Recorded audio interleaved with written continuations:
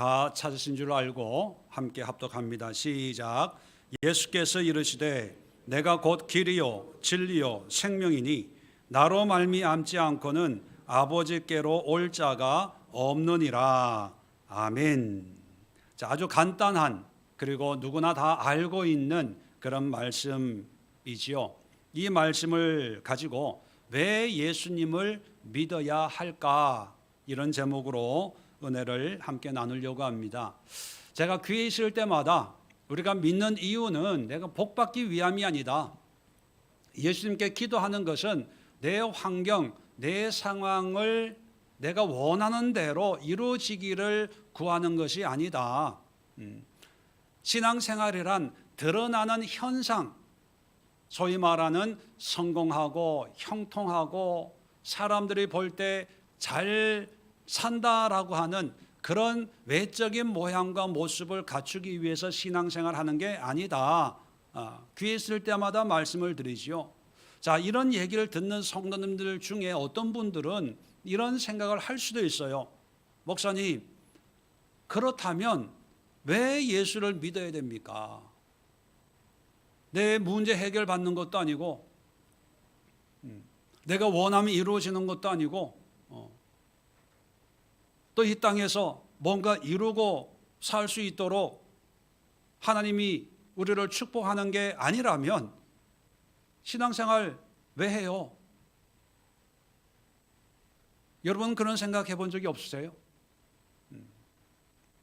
혹시 그런 분들이 또 그런 생각이 있다면 오늘 설교를 잘 귀담아 들으시면 거기에 대한 분명한 해답을 찾을 수 있는 그런 시간이 될 수가 있을 것입니다. 신앙생활을 왜 해야 되냐? 참 많은 할 얘기들이 있지만 오늘 지금까지 신앙생활의 여정을 잠깐 내려놓고 오늘 본문에 좀 더 집중을 해보시면 이것 때문에 믿음 생활을 하는구나 라는 것을 하나님의 음성으로 들을 수가 있다고 저는 생각을 합니다. 자, 예수님께서 오늘 하신 말씀이 내가 곧 길이요 진리요 생명이니 나로 말미암지 않고는 아버지께로 올 자가 없느니라. 예수님이 길과 진리요 생명이라는 것을 우리가 많이 알고 있고 암송하고 있고 또 익숙한 그런 성경 구절이지요. 자, 그런데 이것을 하나씩 좀 되짚어 보면 왜 예수님을 믿어야 되는지를 알 수가 있습니다. 첫 번째는 예수님이 길이라고 말씀합니다. 우리 시대에는 길이라고 하는 것이 참 여러 갈래의 길이 있죠. 그래서 운전하다가 내비게이션 켜놓고 운전하다가 길을 잘못 들어서도 그 잘못된 길에서 또 이렇게 경로를 검색해가지고 목적지에 이르게 하는 그런 시대입니다. 근데 예수님 당시에 이 길이라고 하는 것은 오직 하나밖에 없어요. 그래서 고대 사회는 길을 만들 때 하나만 만들어요. 왜냐하면 전쟁이 일어나면 길이 여러 개가 있으면 이 적들이 여러 갈래로 공격을 해오다 보니까 방어하기가 힘들거든요. 그래서 성을 쌓든 뭘 하든 할 때 그 들어오고 나가고 하는 길을 딱 하나만 만들어 놓고 유사시에 전쟁이 일어나면 그 길만 방어를 하면 유익하기 때문에 그런 방법을 씁니다. 우리나라에서도 대동여지도를 만든 김정희라는 분이 계시잖아요. 그 대동여 천국을 다니면서 지도를 만들었다고 감옥에 갔어요. 첩자라고. 이 지도가 적군 왜구들에게 넘어가면 전쟁이 일어난다고 그렇게 생각했던 시대거든요. 근데 2000년 전에는 더 했겠지요. 그래서 예수님이 길이다라고 하는 것은 예수님 외에는 없다. 이 길만을 가야 된다. 아주 하나밖에 없는 그런 의미를 강조하는 것이 길이에요. 그래서 예수님이 길이다라고 하는 것은 뭐냐면 예수님과 함께 걷는 인생길, 예수님이 걸으라고 하는 예수님의 길, 그 길을 걸을 때 하나님께 도착하고, 하나님께 도착한다는 게 뭐냐면 우리의 창조의 목적에 부합하는 인생길이라는 거예요. 예. 여러분, 며칠 전에 스님이 돌아가신 뉴스 보셨죠? 아주 유명한 조계종의 그 총무원장이라고 하면 저는 잘 모르지만 그 조계종에서 제일 높은 분, 모든 것을 관할하는 그런 직책을 2번이나 역임한 자승 스님이라는 분이 그냥 자기가 이제 집에 불을 지르고 이제 돌아가셨어요. 자, 이것 때문에 여러 가지 뉴스가 지금 나오고 있는데 저는 그 내용은 잘 모르고요. 뉴스에 보니까 이분이 돌아가시기 전에 열반송, 그래서 돌아가시기 전에 어떤 자기가 깨달은 진리나 자기의 삶을 한 줄로 요약해서 남기고 이제 돌아가신 그 문구가 소개되었어요. 그렇게 열심히 불교를 위해서 일하시다가 돌아가신 분의 마지막 어떤 고백, 열반송이 뭐냐면 이렇게 기록을 했습니다. 생사가 없다 하나 생사 없는 곳이 없구나. 더 이상 구할 것이 없으니 인연 또한 사라지는구나. 요 말을 남기고 이제 돌아가신 거예요. 자, 이 글을 읽으면서 불교와 기독교의 차이가 또 여기에 있구나라는 것을 저는 깨달았습니다. 어떻게 보면 그분이나 저나 같은 업이잖아요. 비록 거기는 불교고 난 기독교지만, 그죠? 어떤 성직자, 각자 믿음의 대상은 다르지만 어떤 믿는 어떤 그런 성직자로서 그분은 일생을 불교의 귀, 부처의 귀의해서 이렇게 살면서 일생을 정리하면서 떠나는 게, 여러분, 생사가 없다 하나 생사 없는 곳이 없구나. 더 이상 구할 것이 없으니 인연 또한 사라지는구나. 여러분, 보면 다 없다, 없다, 없다, 사라지는구나. 없다. 없다로 끝나요. 그런데 기독교는 뭐예요? 있다, 있다, 얻었다, 가졌다. 구원을 얻었고 영생을 얻었고 천국을 가졌고 은혜를 누리고 긍휼을 누리고 그죠? 일평생을 살면서 뭔가 있는 것 같아서 열심히 했는데 와보니까 없다. 그러니까 인연 또한 사라진다는 표현은 뭡니까? 인연, 인간의 이런저런 이런 게 의미가 없다. 그래서 이제 휘발유 뿌리고 이제 불교에서는 이것을 어떤 깨달음의 모습이라고 자기 스스로 어떻게 공양을 부처님께 자기 몸을 드린다는 그런 표현을 쓰지만 불교 용어로 보면, 근데 같은 업자로서 보면 허무하게 없으니까 아무 의미가 없는 깨달음이라기보다는 허무에 더 가깝지 않을까. 그래서 자기 스스로 삶을 정리하는 그런 결과를 보여주거든요. 그걸 보면서 예수님의 길을 걷는 우리 그리스도인들과 예수님이 아닌 다른 길을 걷는 사람의 차이가 바로 여기에서 나오는구나라는 것을 다시 한번 깨닫습니다. 예수를 믿어야 될 이유가 부자가 되고 성공하고 떵떵거리고 소위 말하는 하나님의 축복을 받아서 뭔가 인생이 대박나는 그것이 아니라, 가난하든 부하든 질병이 있든 없든 무명하든 유명하든 상관이 없이 예수님의 길, 예수님과 함께 걷는 그 길, 세상은 어떻게 바라보든지 간에 그 길을 걸을 때야 비로소 하나님이 나를 이 땅에 보내신 목적, 하나님의 목적을 이룰 수 있는 유일한 방법이라는 것입니다. 그래서 여러분, 세상에 가진 것이 없고 배운 것이 없고 지금 누리는 것이 없어도 지금 예수님과 함께 믿음의 길을 걷고 있다면 여러분, 하나님이 원하신 그런 인생을 내가 살아가고 있다라고 생각하셔도 무방합니다. 그만큼 예수님과 함께하는 삶의 의미가 중요하다는 거예요. 그런데 사람들은 이걸 모르고 자기가 원하는 어떤 삶을 추구하려고 합니다.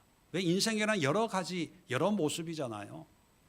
나는 이렇게 할 거야, 이렇게 살 거야, 이것을, 그게 잘못된 게 아닙니다.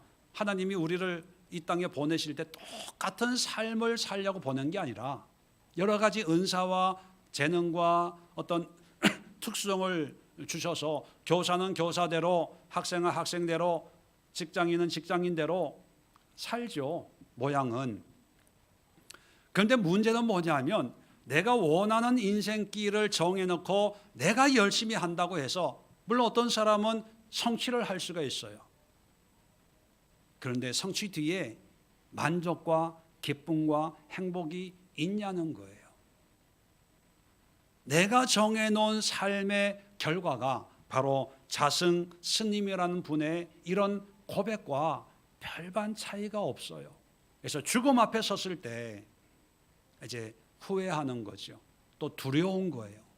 그러니까 삶에 집착하게 되는 거죠. 내가 이룬 것이 없고 한 것이 없다는 생각 때문에 좀 더 살고 싶다. 좀 더 이 땅에 뭔가를 하고 싶다. 뭐도 하고 뭐도 그런 집착에 빠지게 되지만 예수님의 길을 걸으면 그 길을 하나님이 어떻게 보시는지를 아시기 때문에 지금 부족하고 이런 것이 많이 없다 하더라도 예수님의 길을 걸어왔기 때문에 이제 더 이상 이 땅에 연연할 필요가 없다는 그런 생각을 하고 깨끗하게 정리가 되어서 가벼운 마음으로 떠날 수가 있다는 거예요. 주일 3부 때 우리가 이제 공부해야 될 산상설교를 지은 저자가 마틴 로이드 존스라는 영국 목사님이시죠. 이분도 돌아가실 때 임종을 앞두고 아내에게 이렇게 얘기했다고 그래요. 여보, 하나님께 나 고쳐달라고 기도하지 마. 자, 이제 나 하나님께 간다. 이러고 돌아가셨대요. 여러분, 예수의 길이신 예수님과 동행한다는 것, 그것은 우리의 삶의 의미를 성취하는, 세상의 모양과 모습과 상관없이 우리의 존재의 의미, 우리 인생의 가치, 하나님이 우리를 만세전에 예비하시고 정하시고 이 땅에 보내신 그 목적을 이룰 수 있는 유일한 방법이 예수님과 함께 살아가는 길이에요. 그래서 예수님 앞에, 하나님 앞에 섰을 때 네가 무슨 일 했냐, 연봉 얼마 받았냐, 어느 동네에 살았냐, 집 평수가 몇 평이냐 안 물어봐요. 하나 물어보는데 그게 뭐죠? 예수님과 함께 걸었냐. 이걸 우리가 믿음이라고 얘기하잖아요. 이것만 물어보시는 거예요. 왜? 하나님의 목적이, 하나님의 뜻이 여기에 있기 때문에. 그래서 예수를 믿는다는, 믿어야 될 이유가 뭐냐 하면 나의 존재의 가치를, 존재의 의미를 예수님이 유일하게 이룰 수 있는 분이기 때문에 그 길을 가는 거예요. 두 번째, 예수님은 진리다 이렇게 얘기합니다. 그러면 우리는 진리 그러면 저기 멀리 있는 거라고 생각을 하죠. 진리란 무엇이냐, 이런 것은 뭐 철학자들의 연구 대상이고 또 깊이 묵상하고 뭔가 나와는 다른 사람들이 언급하는 그런 내용들이라고 생각을 합니다. 그런데 성경에서 진리는 멀리 있는 것이 아니라 우리 가까이 있는 거예요. 이 진리는 특별한 공부한 사람들만의 이야기가 아니라 누구나 다 깨닫고 알 수 있는 그런 영역이죠. 그래서 구약 성경에서의 진리라고 얘기를 할 때 그 진리라는 히브리어가 에메트라는 단어예요. 에메트라는 말에서 나온 파생된 단어가 우리가 자주 사용하는 아멘이죠. 아멘. 진리라고 하는 것은 진실, 참, 신실, 뭐 한결같음, 이것을 이제 우리가 믿음이라는 표현으로도 사용하죠. 에메트. 헬라어에서는요, 이 진리를 알레데이아라는 말을 사용합니다. 이 헬라어에 아가 붙으면 부정어가 많아요. 그래서 알레데이아라는 말에도 아가 붙어서 부정을 하는데 뭘 부정하냐? 알레데이아라는 말은요, 숨김이 없다, 감춰진 것이 없다는 의미예요. 그래서 진리란 뭐냐면 확연히 존재가 드러나는 것, 누구나 알 수 있는 것, 가려진 것이 없이 100% 그 실체가 딱 나타난 그 상태를 진리라고 그렇게 이해를 했습니다. 그렇다면 예수님이 진리라고 하는 그 의미는 뭐냐면 예수님 안에서 모든 것의 의미가 다 드러난다는 거예요. 예수님의 말씀 속에, 예수님의 어떤 존재 속에서 비로소 참된 의미와 가치와 어떤 모습이 드러난다. 그것이 진리라는 거죠. 자, 그렇게 보면 오늘날 우리가 진리라고 생각을 하는 것들이 많은 오해를 사고 있는데 가장 대표적인 오해가 뭐냐면 오늘날에는 진리가 사실이라고 생각을 해요. 팩트. 그래서 진리냐 아니냐라고 따질 때 사람들은 자동적으로 그게 사실이냐 아니냐, 참이냐 거짓이냐, 이걸 놓고 논쟁을 합니다. 그래서 성경에 있는 사건들이 우리는 진리라고 생각을 하는데 이 진리 논쟁에 빠진 사람들은 이게 진짜냐 아니냐, 정말로 하나님이 천지를 창조했을까? 정말로 흙으로 인간을 만들었을까? 정말로 예수님이 죽으시고 부활하셨을까? 그래서 자기가 그것을 사실로 인정을 하면 믿는다고 생각하고, 그런데 어떤 경우에는 인정이 안 되거든요. 그러면 진리가 아니다라고 생각을 해요. 우리가 1 더하기 1은 2라고 생각을, 2라고 알고 있잖아요. 1 더하기 1은 2다. 이걸 진리라고 생각합니다. 근데 사실 이건 진리가 아니에요. 사실이에요. 팩트. 1 더하기 2는 1 더하기 1은 2다. 지구가 태양을 돈다. 한때 중세에는 진리 논쟁이 있었죠. 태양이 도냐 지구가 도냐.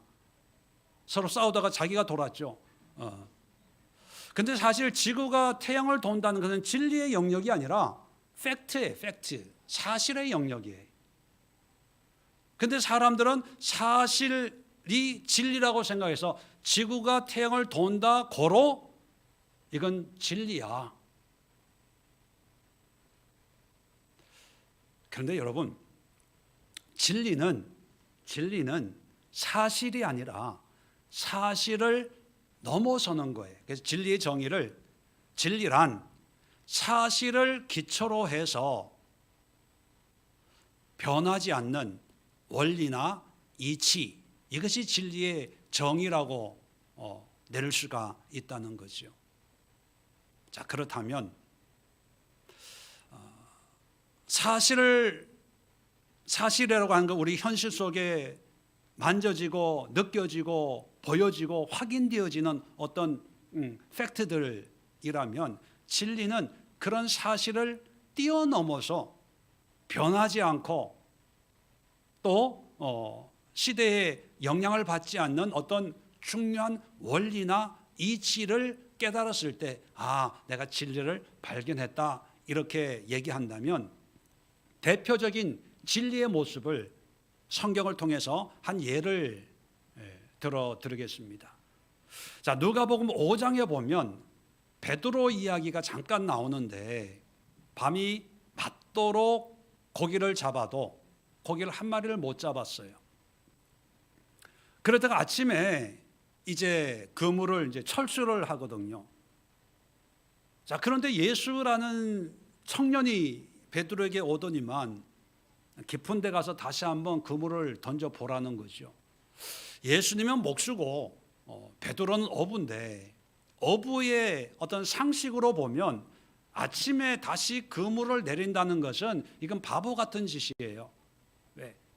어부 생활 해본 사람들은 이 갈릴리 호수에 이제 새벽 미명에 이 그물을 던져야 수면 가까이 물고기가 떠올라서 이제 먹이 자비를 하고 있을 때 이제 그물을 이제 내려야 고기를 잡는데 해가 또 온 뒤에는 뜨겁거든요. 뜨거우면 수면 아래 서늘한 곳으로 고기들이 이제 밑으로 내려가는 거예요. 그러니까 낮에는 고기를 잡을 수가 없어요. 그런데 이게 상식이거든요. 그런데 예수라는 사람이 와가지고 그렇게 하려니까 베드로가 어떤 마음을 먹었었는지 모르지만 베드로가 순종을 했어요. 그래서 그물을 다시 한번 던졌더니만 결과가 어떻게 됐습니까? 그물이 찢어질 정도로 고기가 잡혀 올라온 거예요. 자, 그러면 일반적으로는 이렇게 결론을 내려야 됩니다. 말씀에 순종해서 그물을 내렸더니만 그물이 찢어지게 잡혀서 베드로가 이것을 팔아서 일주일치 아니면 한 달치 수입을 얻었더라. 이게 사실 팩트예요. 아니면 엄청 고기를 잡아서 친구들과 기뻐했더라, 행복해했더라, 이렇게 끝을 맺어야 되는데 성경을 보면 그렇게 끝을 맺지 않아요. 자, 고기를 잡고 난 뒤에 베드로가 예수님에게 이렇게 얘기합니다. 나를 떠나소서, 나는 죄인입니다. 아니, 고기 잡은 거하고 자기가 죄인이라는 거하고 무슨 상관이 있습니까? 아니, 또 바꿔 얘기하면 예수님 말 듣고 고기를 이렇게 많이 잡았으면 예수님, 우리 동업합시다, 우리 같이 일 한번 해봅시다, 이게 오늘날의 어떤 현실, 상황, 팩트의 모습이잖아요. 그런데 베드로는 정반대로 나를 떠나소서, 나는 죄인입니다. 이게 진리를 깨달은 사람의 반응이에요. 현실은 분명히 누구나 부정할 수 없는 팩트예요. 대부분은 이 팩트에 머물러 있어요. 너무 좋아, 행복해, 예수님 동업합시다, 같이 사업 한번 해봅시다, 내일 또 올 테니까 내일 또 여기서 만나요, 뭐 어떻게 해요. 그런데 진리는 사실 너머예요. 변하지 않는 원리 이치. 그게 뭐냐면 이런 예수가 하나님이 보내신 메시아구나, 하나님의 사람이구나, 하나님의 아들이구나라는 것을 깨달은 거예요. 그래서 하나님의 아들과 내가 함께 있을 수 없는, 나는 죄인이기 때문에 같이 있을 자격이 없는 사람입니다, 나를 떠나소서, 나는 죄인입니다, 그런 고백을 하는 거예요. 이게 진리를 깨달은 사람이에요.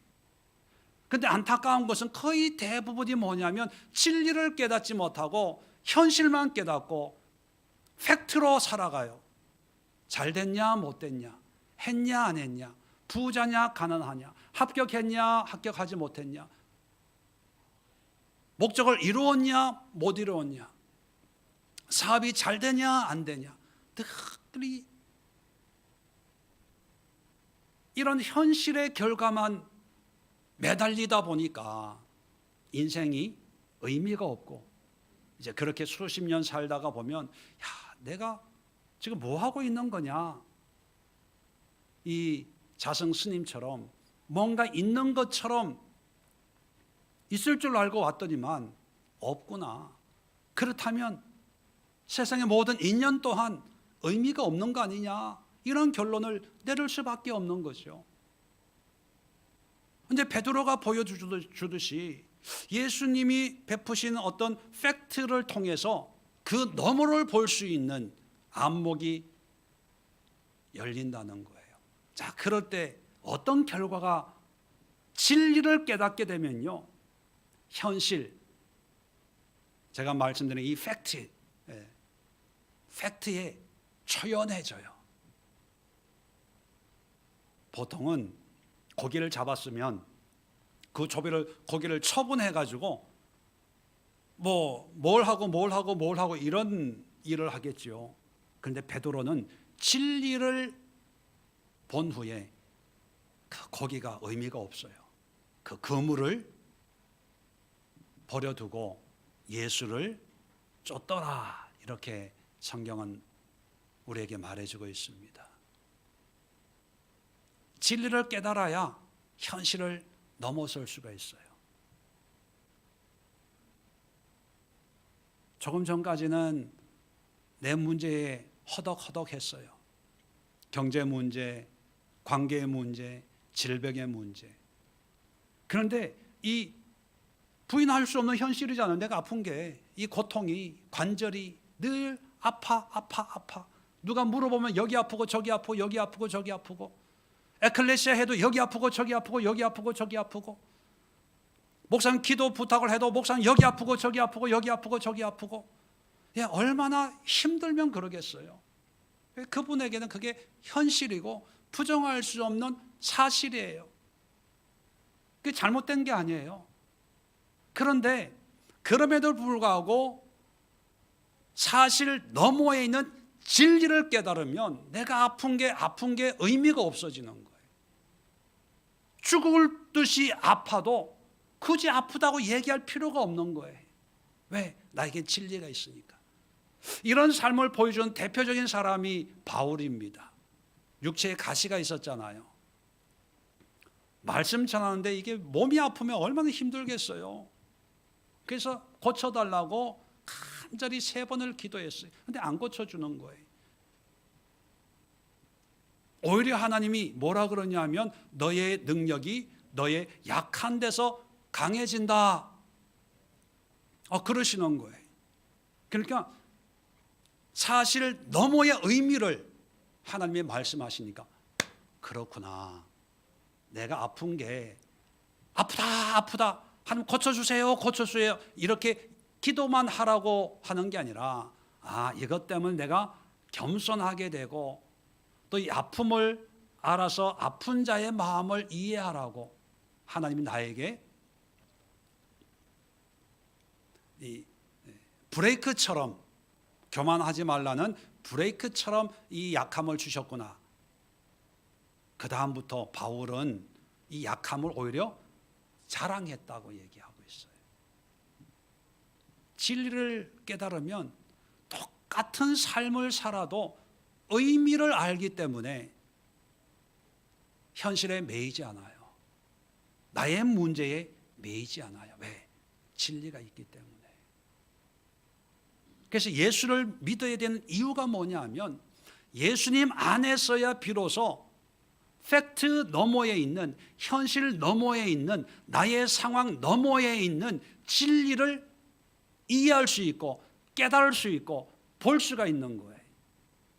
예수님을 통하지 않으면 그 누구도 참된 실체를 볼 수가 없어요. 알레데이아, 거짓이 없는 가려지지 않는 그 실체를 볼 수 있게 하는 존재가 이 세상에 없어요. 그래서 예수를 믿어야 되는 거예요. 예수를 믿어야 내 삶의 문제의 해결이 아니라 의미를 깨닫는 거예요. 아, 이것이 남편의 문제가 아니라 나의 문제였구나. 아, 이것이 남편의 실수가 아니라 나의 실수였구나. 아, 이것이 그냥 가난이 지긋지긋한 게 아니라 이 가난을 통해서 하나님이 나를 훈련하고 연단시키는구나. 이걸 깨닫는 게 진리예요. 그래서 여러분, 세상의 진리는 뭐 철학자나 뭐 공부 많이 하는 사람이나 뭐 특별한 사람들이 논할 수 있는 그런 주제였잖아요. 그런데 성경은요, 베드로 같이 어부, 아무것도 아닌 자들도 날마다 삶의 현장에서 깨달을 수 있는 그것이 진리예요. 그래서 진리는 멀리 있는 것이 아니라 손만 뻗으면, 우리가 생각만 좀 해보면 예수 안에서 하나님의 섭리 가운데 그 속에 들어가만 보면, 아, 이거였구나, 이게 하나님의 뜻이었구나, 하나님의 마음이었구나, 아, 이게 이 현실이 나에게 보여주는 진리구나. 그래서 날마다 진리 속에 거하는 거죠. 자, 그러면 어떻게 된다고요? 진리가 너희를 자유케 하리라. 이제는 현실에 매이지 않는 거예요.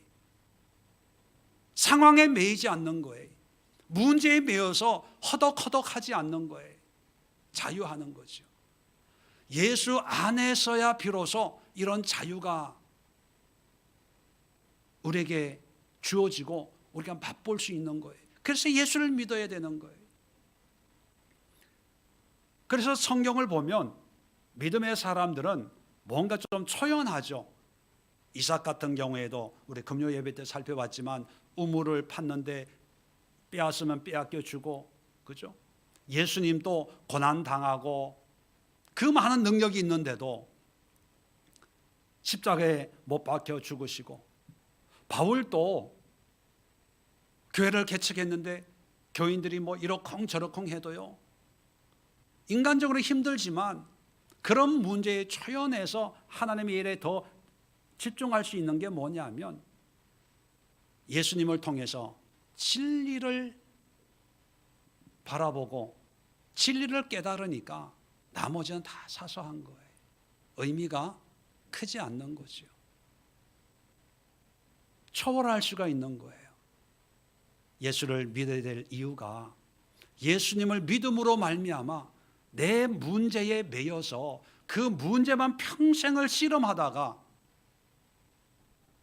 허무한 인생으로 끝내는 게 아니라 예수님 안에서 더 깊은 차원 높은 삶의 의미를 맛보고 진정한 삶의 인생의 맛을 보게 되기 때문에 예수님을 믿어야 되고 신앙생활 해야 된다고 예수님의 입으로 직접 우리에게 말씀해 주고 있습니다. 세 번째는 생명이라고 말씀합니다. 내가 생명이라는 얘기는 어떤 의미냐 하면 길과 진리의 삶을 살 때에 비로소 진정한 생명이다, 이런 의미를 가지고 있습니다. 다시 말하면 산다고 사는 게 아니라는 거예요. 그냥 목숨이 붙어 있다고 사는 게 아니라 예수님의 길을 걷고 예수님이 보여주시는 진리를 깨닫고 살 때야 비로소 진정한 생명, 인생, 삶이라고 그렇게 말씀하고 있는 것이지요. 많은 사람들이 스스로 느껴요. 사는 게 아니다. 이렇게 살아서 과연 내가 행복할까? 저마다 어떤 삶의 고민을 하고 또 깊이 생각을 하지만 방법이 없는 거죠. 왜? 현실에 매여 있으니까. 그런데 그런 사람들을 위해서 예수님이, 하나님이신 예수님이 이 땅에 오셔서 우리와 똑같은 인간의 몸을 입고 인생을 사셨어요. 30여 년 동안. 그죠? 그리고 직접 우리에게 삶을 보여주셨어요. 예수님이 보여준 그 삶이 우리가 본받아야 되고, 우리도 우리의 삶의 현장에서 우리식의 예수의 모습으로 살아내는, 예수님이 우리에게 삶의 모범을 보였다고 해서 우리가 다 십자가 지고 십자가에 못 박혀 죽으라는 의미는 아니에요. 우리의 삶에 교사면 교사, 회사면 회사면, 주부라면 주부, 그런 일을 하면서 예수님의 삶의 의미를 우리가 본받는다면, 그렇게 사는 인생의 가장 의미 있는 진정 살아있는 생명의 모습이라는 것을 보여주는 거거든요. 요한복음 6장 28절 29절에 보면, 그들이 묻되 우리가 어떻게 하여야 하나님의 일을 하오리까? 유대인들에게 있어서 하나님의 일이라고 하는 것은요, 하나님께 영광 돌리고 하나님의 뜻을 이루고 하나님이 우리를 창조하신 창조의 목적에 부합하는 거라고 생각을 해요. 우리도 하나님의 우리 창조의 목적 그러면 함께 영광 돌리고 하나님을 찬양하고 뭐 이런 표현을 쓰잖아요. 그것처럼 유대인들에게는 하나님을 위해서 무슨 일을 해야 됩니까? 왜? 율법에 익숙한 사람들이니까 뭘 지켜야 되고 준행해야 되고 뭘 해야 된다는 그런 의식이 있어서, 하나님께 영광 돌리는 것이 무엇입니까? 어떤 일을 해야 영광 돌리는 일입니까? 이런 의미로 물어보는 거죠. 자, 그랬을 때 29절에 예수님의 대답이, 하나님께서 보내신 일을 믿는 것이 하나님의 일이다. 믿는 것. 한마디로 요약하면 예수를 잘 믿는 것. 우리는 알아요. 믿는다는 것이 입으로만 믿습니다, 믿습니다 하는 게 아니라는 걸.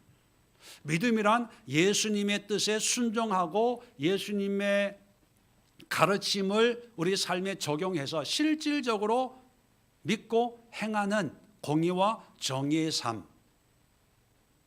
다시 말하면 예수님과 함께 믿음의 길을 걷고 예수님이 보여주시는 것을 보고 말씀하시는 것을 듣고 가르치는 대로 또 예수님이 지시한 대로 살아가는 진리의 삶을 사는 게 하나님의 일이다.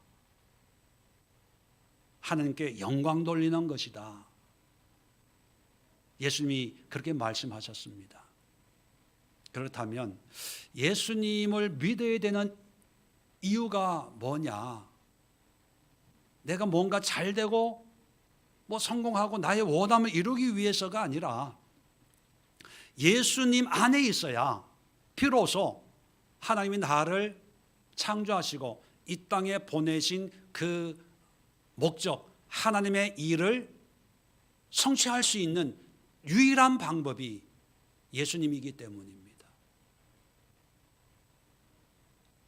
그래서 예수님을 믿는 거예요. 여러분들 아시는 분은 아시겠지만 저는 대학 다닐 때 공학도였습니다. 좀 부끄러운 얘기지만 공학을 공부하고 그럴 때는요, 사실 저는 인생에 대해서 그렇게 깊이 생각할 줄을 몰랐어요. 학교 다닐 때도 위인전기 한번 제대로 읽어본 적이 없어요. 그렇지 않은 분들도 많이 있겠지만 책을 좋아하는 분들, 이런 분들은 책도 많이 읽었는데 저는 책 이런 거 가까이 하지 않았어요. 그리고 필요성도 몰랐고 대학 가서도 공학을 공부하면서 역학, 재료역학, 전자기학, 물리, 수학적인 게 많거든요.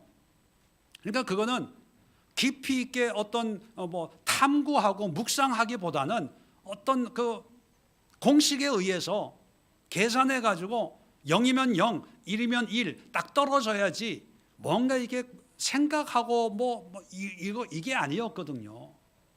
기껏 생각한다는 게 뭐냐면 내 모습, 내 형편, 앞으로 내가 뭐가 돼야 될지, 나는 어떤 사람일지, 이 정도 내 문제에 매여 있었고, 그러다가 외모 컴플렉스도 있었다고 말씀드렸잖아요.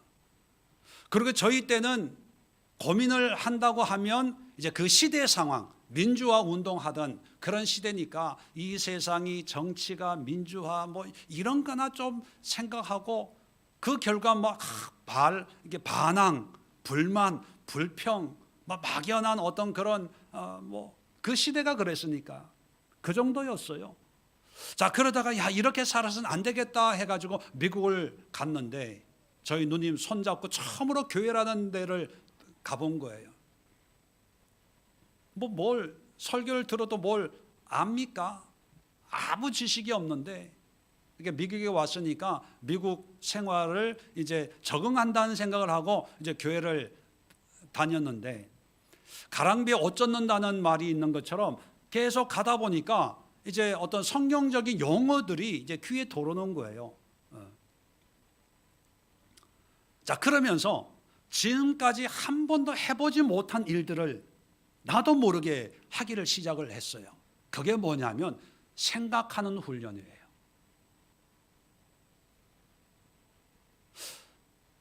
설교를 듣다 보니까 태초라는 단어가 들어오기 시작해요. 저는 이과여서 지구과학, 지구가 만들어지고 몇 년이 되고 이게 지구 밑에는 멘틀이 있고 멘틀 운동, 핵 운동, 우주, 지구과학, 이게 도플러 효과, 무슨 효과, 우주 팽창, 이런 것만 하고 공부만 점수만 받으려고 숫자만 외우고 사람 이름만 외웠지 태초라는 건 한 번도 생각해 본 적이 없거든요. 또 영원이라는 말도 옆에 있는 사람 깨워. 영원이라는 말도 들어본 적이 없어요. 그리고 내 심령, 그리고 어떤 경우에는 내 마음 또 생각인데 그 생각의 뿌리, 이걸 한 번도 들어본 적도 없고 생각해 본 적도 없었거든요. 구원, 천국과 지옥을 믿고 안 믿고를 떠나서 천국이 있고 지옥이 있고 한 번도 깊이 있게 생각해 본 적이 없어요. 근데 신앙생활, 교회생활을 하다 보니까 다 내가 한번 생각해 볼 것들밖에 없더라고요. 처음에는 좀 답답했어요. 목사님 믿어라, 묵상해라, 한번 생각해봐라. 이게 마음에 안 들어오는 거예요. 아니 0이면 0이고 1이면 1이라고 말해주지 뭘 묵상해봐라, 믿어라, 원집사님 그렇죠. 그죠? 이거면 이거다, 저거면 저거다. 우리는 주관식도 필요 없어요. 그냥 단닥식 XO 1번 몇 번 이게 익숙한 거지 주관식으로 논하시오 이런 거는 이게 적성에 안 맞거든요. 근데 교회에 와 보니까 다 그런 유형이에요. 하나님이 계시는데 아브라함이 하나님하고 얘기를 해. 예수님이 십자가를 죽었는데 우리의 죄 때문에 내가 왜 죄인이야? 내가 죄에 있다면 그 죄는 뭘까? 그게 신학적으로 오묘하고 이런 걸 떠나서 생각하게 만들더라고요. 생각하게. 그래서 그게 너무 재밌었어요. 그 전까지는 내가 미국 와서 공부해가지고 학위를 받든 취업을 하든 한국에 돌아가서 뭘 하든 그러면 이런 거밖에 없었는데 교회 와가지고 내 인생의 의미, 내가 그냥 이 시대에 떨어진 게 떨어진 어떤 그런 존재가 아니라 태초에 또 영혼을 위해서 이 땅에 없는 어떤 하나님의 어떤 새로운 존재 이런 거가 성경에 나오고 설교를 하니까 거기에 대해서 믿고 안 믿고를 떠나서 생각하게 되는 거예요. 상상하게 되는 거예요. 그러면서 조금씩 이해가 되는데 이해가 안 되는 것도 많이 있죠. 그러면서 이런 하나님에 대해서 좀 더 공부를 하면 어떨까. 그래서 집안에 반대를 무릅쓰고 딱 1년만 신학을 간다고 신학교를 갔어요. 근데 신학 갔다면 그걸 얘기해 주는 게 아니라 책을 마음에 안 들어요. 그냥 나오려고 해도 한 말이 있잖아요. 1년 하고 2년 하고 2년 하니까 졸업장을 주더라고요. 그 졸업장 받으려고 간 게 아닌데 이제 2년을 하고 고민이 생긴 거죠. 다시 내 업으로 공부 분야로 돌아올 건지 아니면 신학을 계속해서 목회자나 선교사가 될지 결정을 해야 될 때가 이제 돌아오는 거죠. 자, 그런데 그 결정을 할 그 시점에 내 마음에 집안에서는 마지막, 제가 막내니까 마지막 기회, 마지막 희망이거든요. 그러니까 뭐 부자 집은 아니기 때문에 뒷바라지 한다는 게 그게 쉬운 일은 아닌데 마지막 이제 찬스다 생각하고, 그런데 저는 그때 이런 예수님을 믿는 것이, 또 예수님과 함께하는 것이 가장 의미 있고 보람 있는 일일 것이다 하는 그런 마음이 들었어요. 왜냐하면 그 일반적인 삶은 누구나 하잖아요.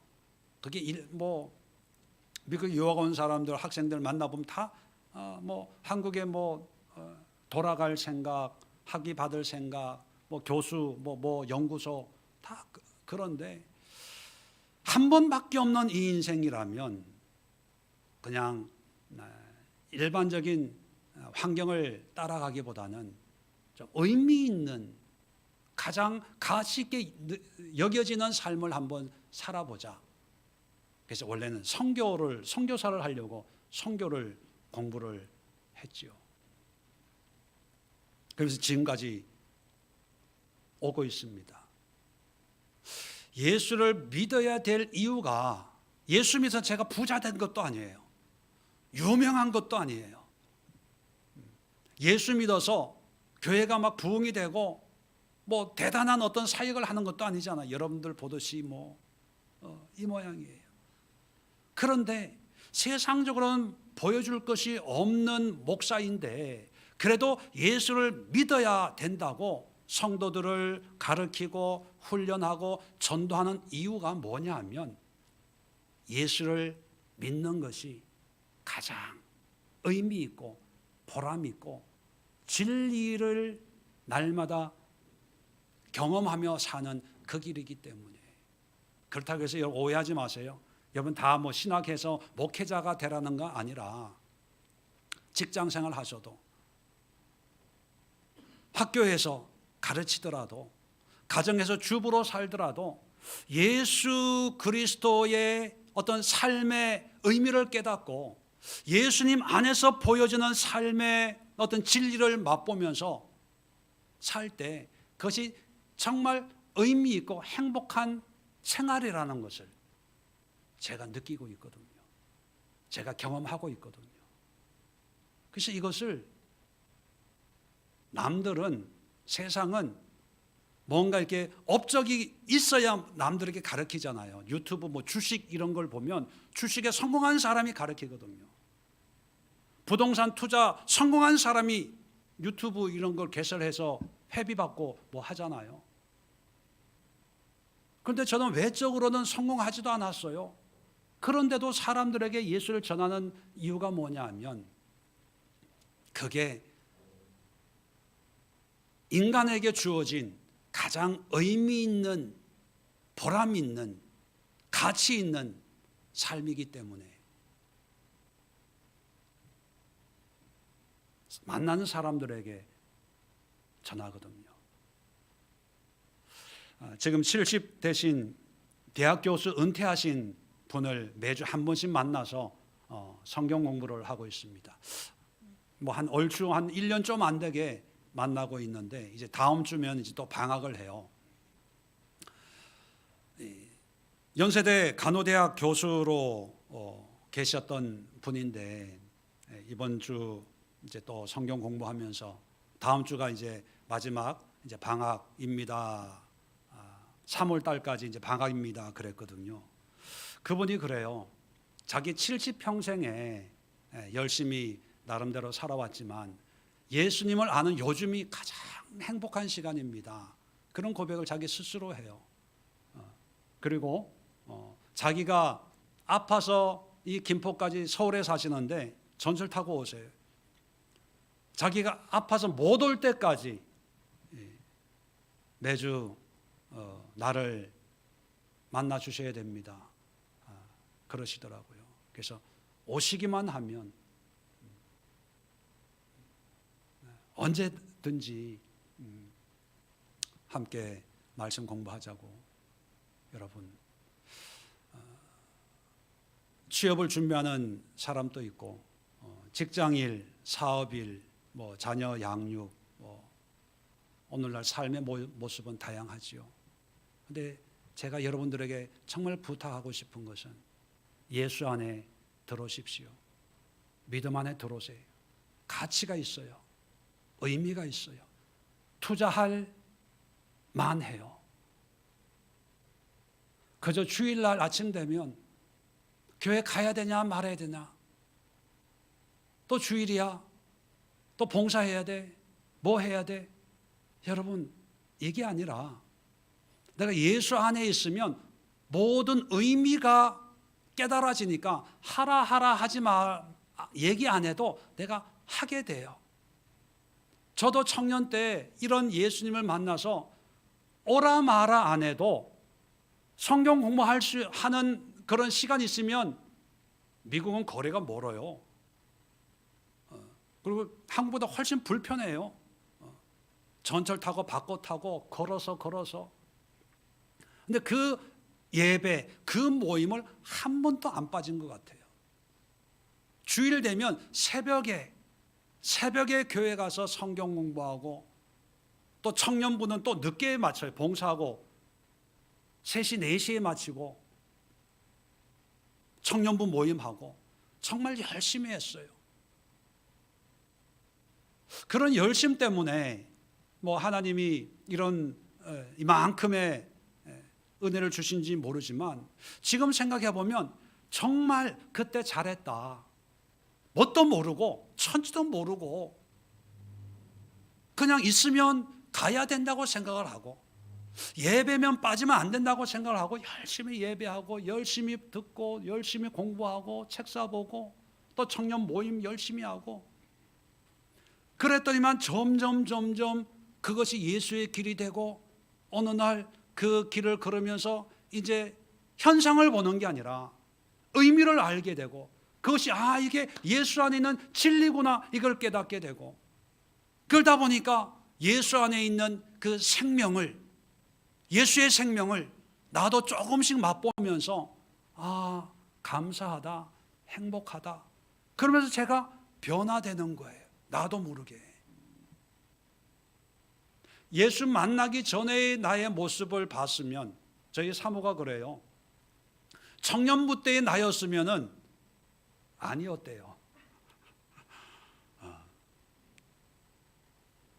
예수 안에 있는 나의 모습에 확 반해가지고 두 눈에 반해버려서 지금까지 두 눈을 못 뜨고 살아주고 있습니다. 여러분, 연말에 부탁합니다. 연말부터 2024년 새로운 한 해를 시작하면서 정말 예수님께 한번 투자해 보세요. 예수님께 시간과 마음을 들여보세요. 예수님의 길을 처음에는 잘 몰라도 흉내낸다, 따라간다, 끌려간다라고 생각할 수 있어도 그냥 모든 나의 길을 좀 접고 예수님의 길을 걷는다 생각하고 예배드리고 말씀 공부하고 기도 한번 해보세요. 그리고 현실에 너무 매이지 마세요. 현실이 진리가 아닙니다. 진리를 가리는 것이 현실, 문제, 이것 때문에 저것 때문에 바쁘다는 거, 그거 진리를 가리는 것일 수가 있어요. 아프다는 거, 그 진리를 가리는 것일 수 있어요. 진리를 깨달은 사람은 아프다 소리 안 해요. 바쁘다 소리 안 해요. 뭐 이렇다 저렇다 소리 안 해요. 진리 속에 자유하기 때문에. 그 자유함으로 직장생활 해보세요. 그 자유함으로 공부해보세요. 그 자유함으로 뭔가 주어진 가정생활을 해보세요. 생활이 달라져요. 생활이 달라진다는 것이 생명이 달라진다는 거죠. 생명이. 정말 예수의 생명이 우리 가정에 있구나, 나에게 있구나. 그걸 맛볼 수가 있어요. 그걸 위해서, 그것 때문에 예수 믿는 거지, 교회 건축하기 위해서 있는 것도 아니고, 선교하기 위해 있는 것도 아니고, 전도하기 위해 있는 것도 아니에요. 그런 것은 담임 목사들이 자기의 욕심을 이루기 위해서 거짓말하는 거예요. 자기 교회 건축하고 싶어서, 교회 재정 늘리려고, 자기의 어떤 목적을 이루려고 성도들 도구로 쓰는 거지. 여러분, 하나님이 우리에게 믿음을 준 목적이 뭐냐면 예수와 함께 예수의 길을 걷고 예수의 진리로, 예수의 생명으로 주어진 삶을 살게 하는 것 외에는 다른 건 없어요. 기도합시다. 좋으신 하나님, 예수를 알기를 원합니다. 예수를 만나기를 원합니다. 그리고 예수님과 함께 길을 걷기를 원합니다. 예수님이 보여주시는 것을 보고 말씀하시는 것을 듣고 인도하시는 대로 인도하며 주님이 주시는 진리를 보며 살기를 원합니다. 그리고 그러한 삶이 진정한 생명임을 고백합니다. 이 시간 우리의 마음을 열어주시고 우리의 생각을 열어주시고 진리가 아닌데 진리인 척하는 현실에 매여있는 모든 매임을 이 시간 진리이신 예수의 이름으로 다 끊어주시고 눈을 들어 주님을 보게 하옵소서. 눈을 들어 예수님을 바라보게 하옵소서. 그 예수님의 손을 붙잡을 수 있게 하여 주옵소서. 예수님을 붙잡은 그 손으로 우리의 삶의 현장에서, 일터에서, 학교에서, 직장에서, 가정에서, 학원에서 주님과 함께 걸어가는 우리의 삶이 되게 하여 주시옵소서. 이제는 우리 주 예수 그리스도의 은혜와 하나님 아버지의 크고 놀라운 사랑하심과 성령의 교통하심이 예수로 기뻐하며 만족하며 감사하기로 결단하며 예수님을 사랑하며 사모하는 마음으로 우리의 삶의 현장으로 나아가는 우리 사랑하는 예수의 모든 성도들과 가정과 직장과 일터 위에 그 땅의 고난과 고통 가운데 신음하고 있는 모든 영혼들 위에 지금부터 영원까지 함께하옵시기를 간절히 축원드리옵나이다. 아멘.